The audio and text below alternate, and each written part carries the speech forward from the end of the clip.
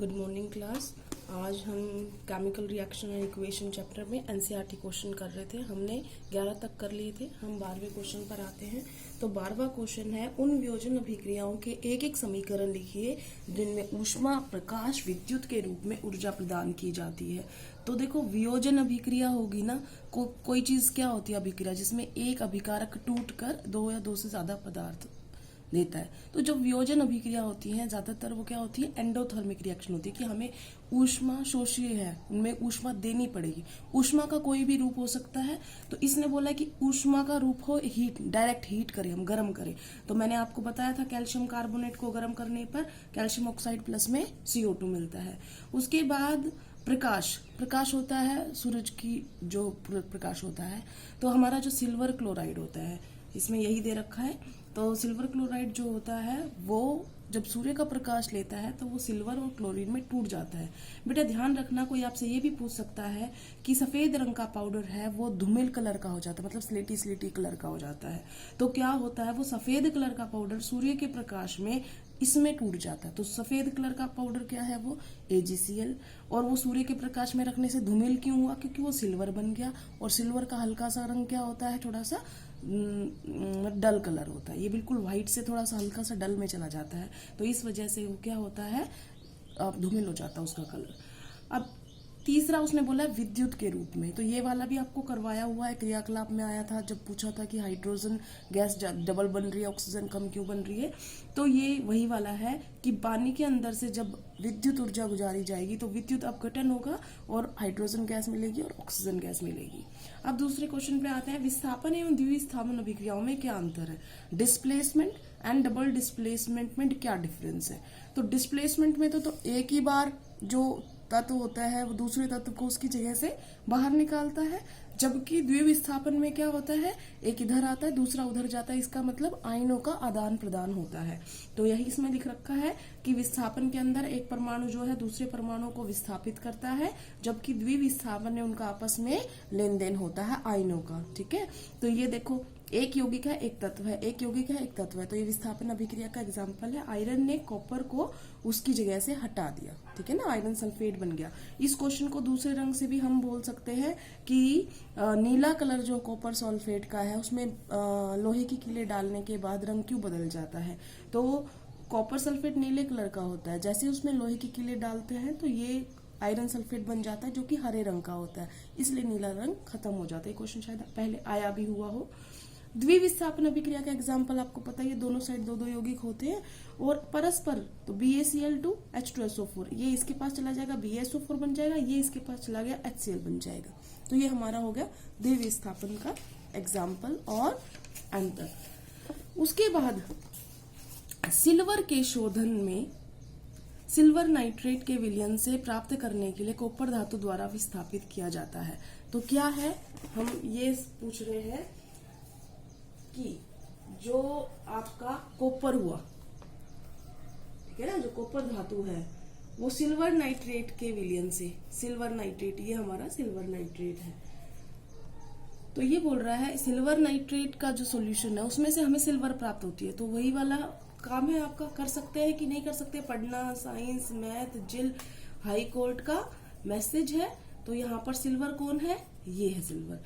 Copper कहाँ है, ये है कॉपर।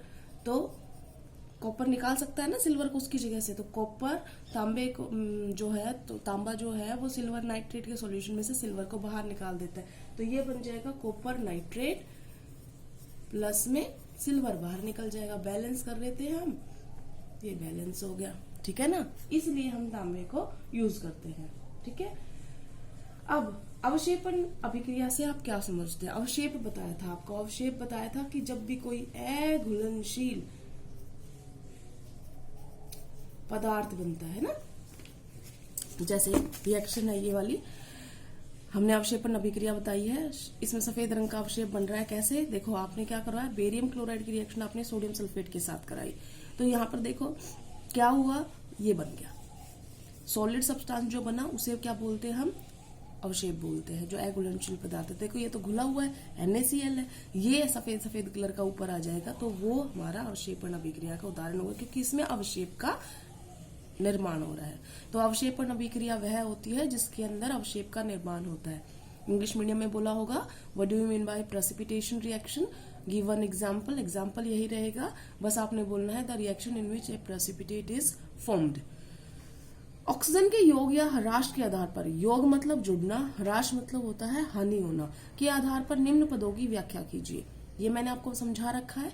उपचयन के अंदर ऑक्सीजन जुड़ता है, हाइड्रोजन हटता है। अपचयन में हाइड्रोजन जुड़ता है, ऑक्सीजन हटता है। तो ये देखो उपचयन के एग्जाम्पल, ऑक्सीजन जोड़ दी, बन गया, एक और ऑक्सीजन जोड़ दी, ठीक है।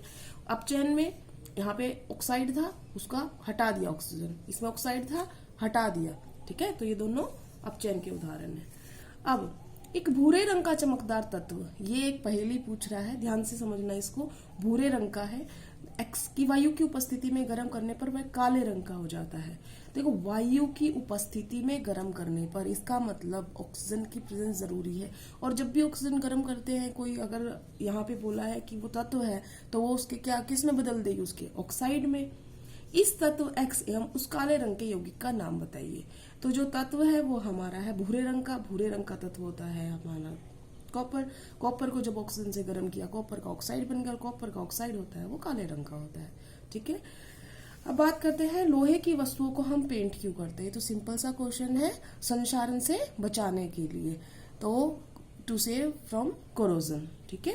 क्योंकि आयरन जब भी पानी और हवा के साथ संपर्क में आता है तो ये बना लेता है, ये जंग का फॉर्मूला है, तो ये जंग ना लगे इसलिए पेंट किया जाता है। तेल एवं वसायुक्त खाद्य पदार्थों को नाइट्रोजन से प्रभावित क्यों किया जाता है। विकृत गंधिता से बचाने के लिए, ताकि वो खराब ना हो, ठीक है। विकृत गंधिता को इंग्लिश में रैंसिडिटी बोलते हैं। उसके बाद आया है निम्न पदों का वर्णन कीजिए तथा प्रत्येक का एक एक उदाहरण दीजिए।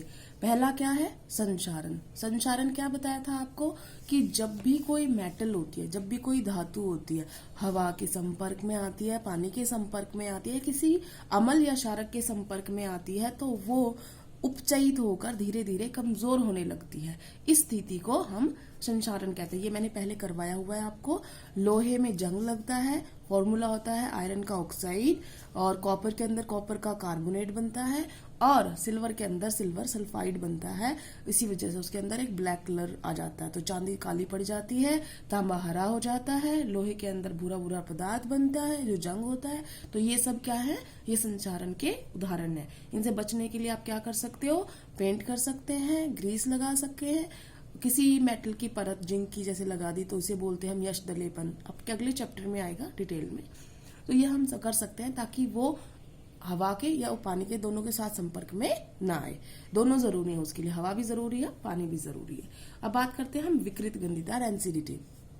जब हम कोई खाद्य तेल युक्त खाद्य सामग्री को, ठीक है, हम कई दिन तक रखते हैं तो वो धीरे धीरे क्या हो जाती है, उपचयित होकर खराब होने लगती है, उसमें स्मेल आने लगती है, खाने लायक नहीं रहती है।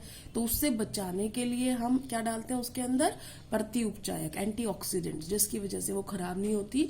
या हम उसकी किसी चीज की वायु निकाल देते, जैसे आपको बताया चिप्स के पैकेट में ऑक्सीजन को हटा के नाइट्रोजन गैस डाली जाती है ताकि विकृत गंधिता ना हो। अचार के अंदर तेल बहुत ज्यादा ऊपर तक डाला जाता है ताकि तेल जो है वायु को उस अचार के पास ना पहुंचने दे, ताकि अचार बचा रह सके। अगर तेल कम डालेंगे तो अचार में फफूंदी लग जाएगी, जल्दी खराब हो जाएगा, ठीक है। तो अलग अलग तरीके हैं।